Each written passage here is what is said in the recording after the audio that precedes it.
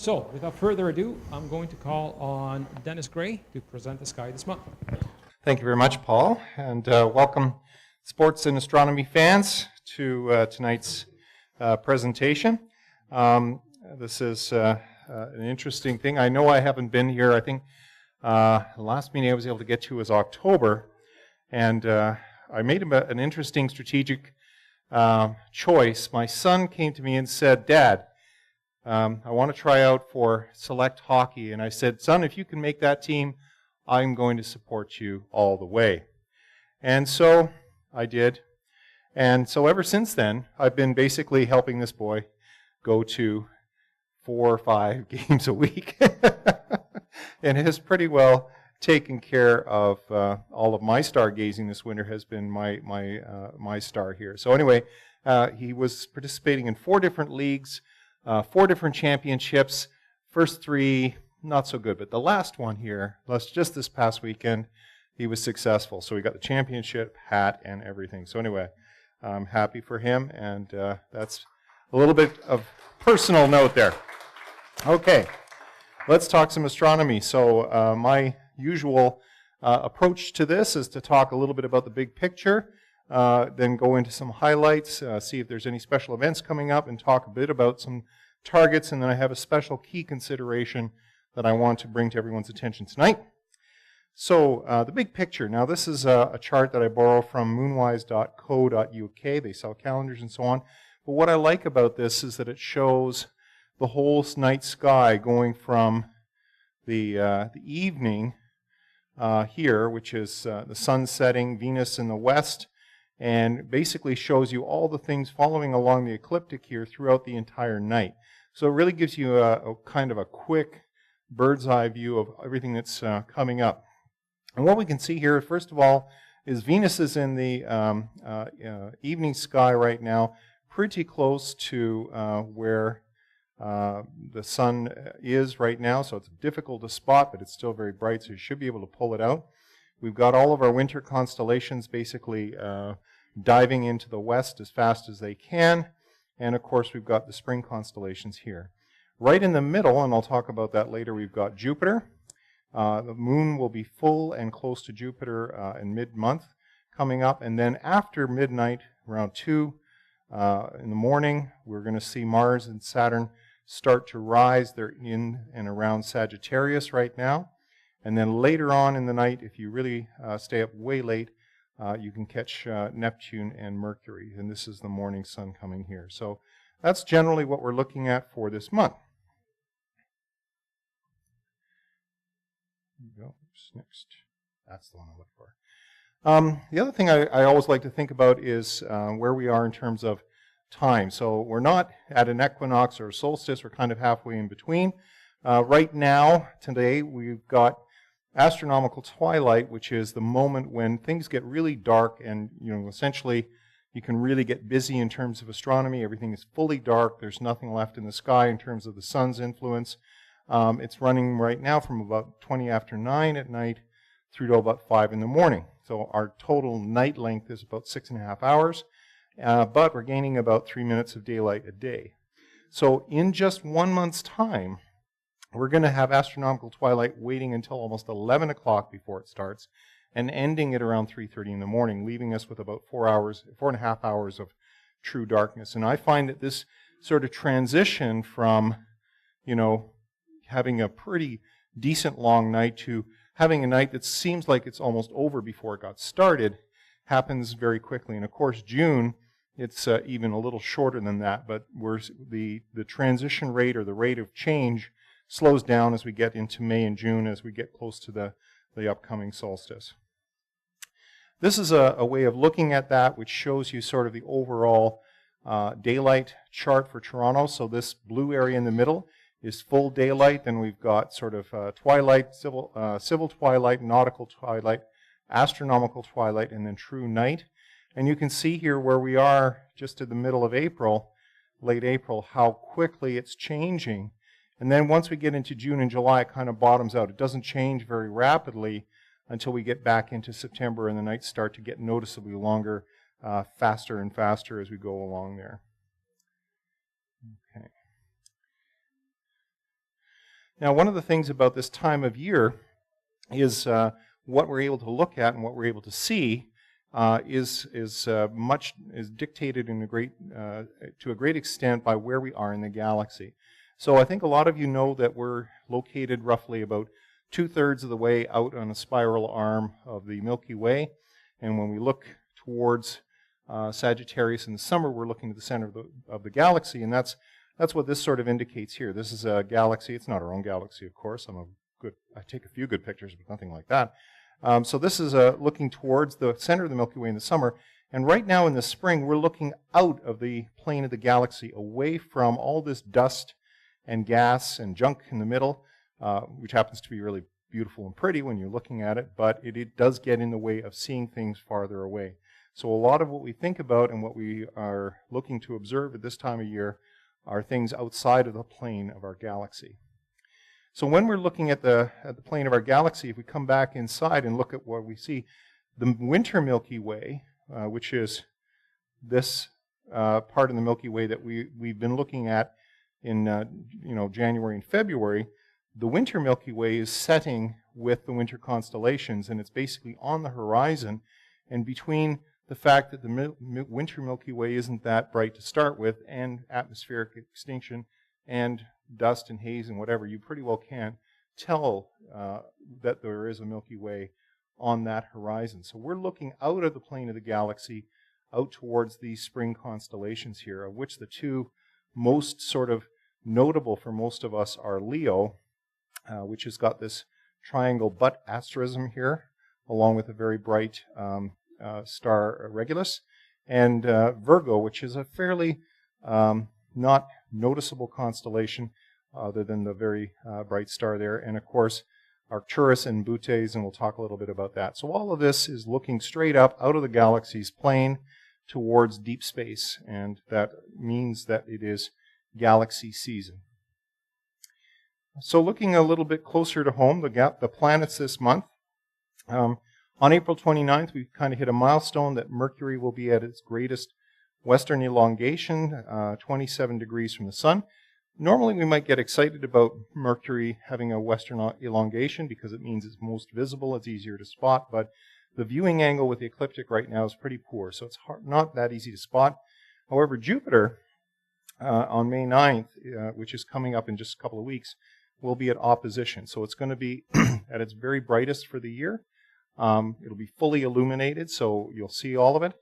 And this is a good time to sort of think about, when you might be able to spot the Great Red Spot. So what I've done here is I've done a table of good moments to see the Great Red Spot when it's predicted to be roughly in the center of Jupiter, all of them sort of around evening time or early, just after midnight, and the ones that are marked in bold are on weekends. So if you are planning to do some star tripping over the next couple of weekends, hoping to get out of town or maybe to set up your telescope, for example, on May 5th, around just before midnight, it should be in a good position. I believe that is a Friday night. So that's something to think about as a potential project. Check out how the Great Red Spot is doing this year. And the big one is Mars is coming. So I think whoever is doing the sky this month, next month, will have more to say about this. But it's reached the point now, 10 degrees width, arc seconds we measure width of planets in, forget that. But essentially, once it gets to about that size, we start to see decent detail on Mars in our telescopes.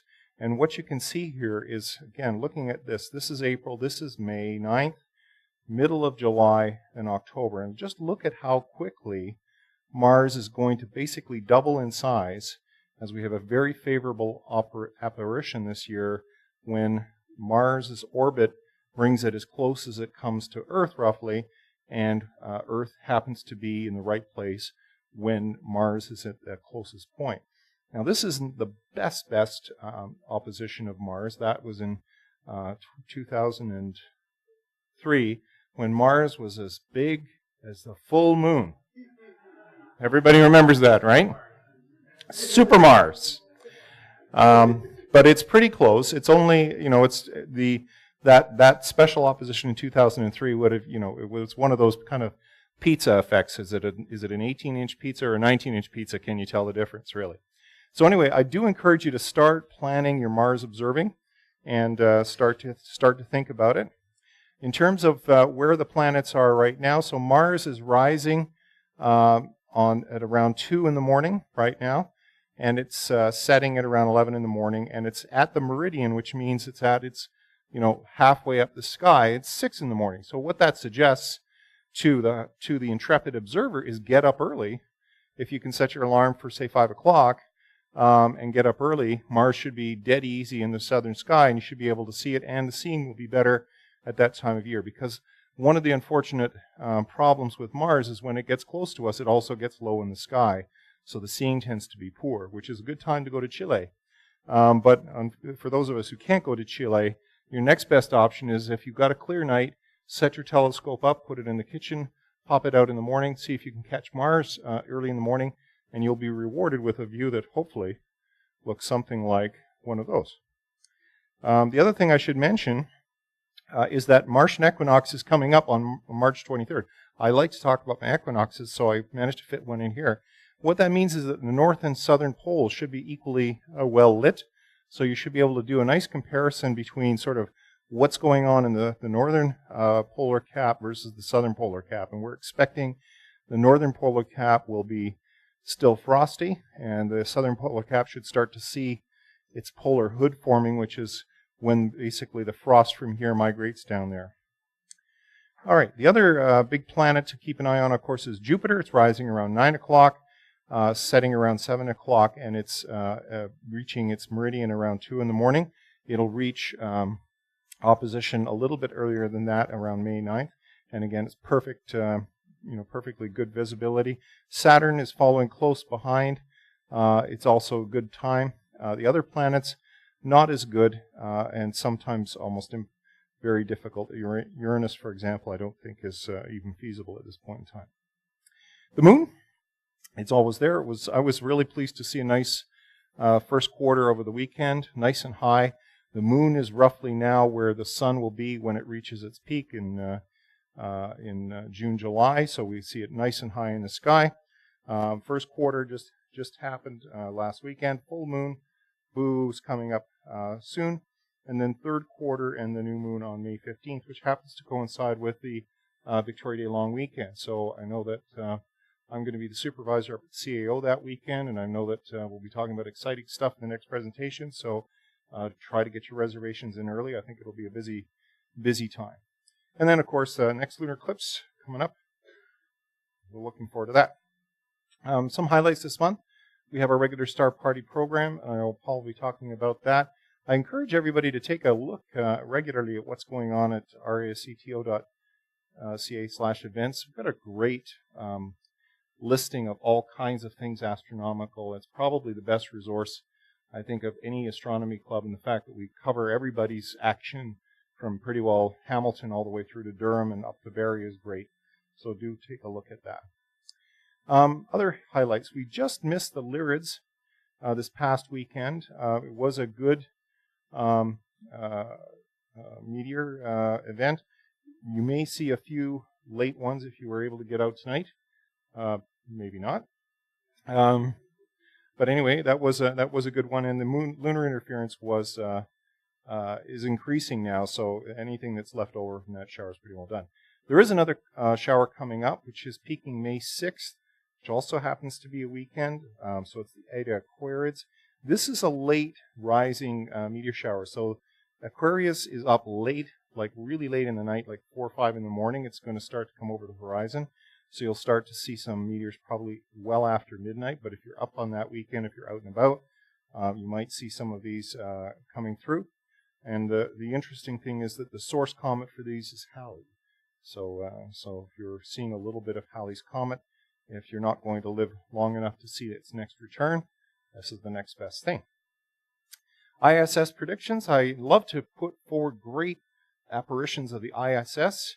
I did my research and got good news. There's some excellent passes coming up starting May 1st. However, the bad news is you really, really got to be dedicated. to see these because they're pretty well 3 and 4 in the morning, a couple around 4:30, and nothing else that I can see in our planning period. Okay, talk a little bit about targets. So it's galaxy season, and this is that great opportunity that we have for some reasons that are sort of cosmological, I'm sure. In the fall, when we're looking through the plane of the Milky Way towards, the other half where we have clear sky, we just don't see quite as many galaxies as we do in the spring. But that's because we're looking at two, really large clusters, including the Virgo cluster. And one of the things that you can see here, this is a picture of the Virgo cluster between two bright stars. Denobula is in Bootes. And you can see there's just a whole wacko galaxies here that you can basically see. This is one of those things where you can go through and hit off like 13 Messier objects in a half hour just by following your way through all of these galaxies. Some of the brighter ones are highlighted here, but I would mention that sort of especially if you're getting started out, even a quote-unquote bright galaxy, it can be difficult to spot, and you do need to have dark skies, and you do need to know exactly where to look, a little bit of averted vision and so forth, and clarity like we had last weekend, really important. Open clusters, there's two really notable good open clusters available in the spring. There's a classic, which is M44, which is an open cluster. It's relatively close to us, and it's kind of in a star-poor area that is halfway between Gemini, the twins, and Arcturus, so it's kind of easy to spot it, especially since it's a big cluster. It's easy to see in binoculars. But nearby, very nearby, is a much more distant open cluster called M67, and it kind of gives you a really good sense of distance and space. M67 is a very similar cluster in terms of its number of stars and its overall size and so on. It just happens to be 4 times further away. So if you can look at the two of them together, that's good. There's another good open cluster, M48, which is in Hydra. It's a good challenge object. You need a good southern horizon to see that.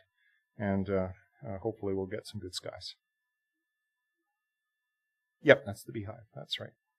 So this, the other set of good targets is some of the globular clusters. And again, we see some of these globular clusters. They're floating all around the galaxy. So when we're looking out of the plane of the galaxy, we can see them, a few more of them. And some of these are really bright and easy to pick up. M3 and M53 are both pretty bright globular clusters. They're kind of overlooked because they're in that season between winter and spring.